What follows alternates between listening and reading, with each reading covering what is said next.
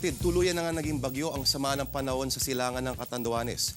Yan ang Tropical Depression Dindo. Medyo mahina pa ito sa 55 kilometers per hour ang lakas at katamtaman ng bilis sa 19 kilometers per hour.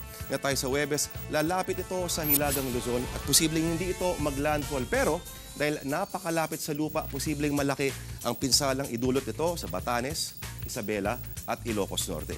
Bukas pa lang ng hapon, posible lang umulan lalo na sa Bicol Region, mga kapatid, at kanluran ng bansa. Kasama na dyan ang Ilocos Region, Gitnang Luzon, Metro Manila at Southern Tagalog.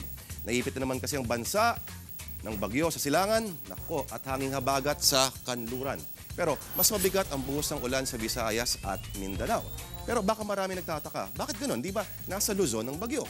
Nako, patuloy kasing hihilayin ng bagyong Dindo ang hanging habagat. Kaya masasapul ng habagat na nagdudulot ng ulan ang gitna ng bansa. Magpapatuloy yan sa Huwebes, kaya mag-ingat sa mga kapatid natin dyan sa Visayas, lalo na sa silangan ng Samar at Leyte, panila sa Kanluran, sa Negros at Panay. Sigurado namang babahayin ang norte, lalo na ang Ilocos Region, Cordillera at Cagayan Region sa Huwebes. Kaya mga kapatid, maganda na po sa posibleng baha at landslide. Pero maiba tayo mga kapatid.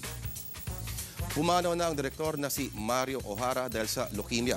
Ilan sa mga obra niya ang Mortal, Manananggalan Manila at Babae sa Bubungang Lata.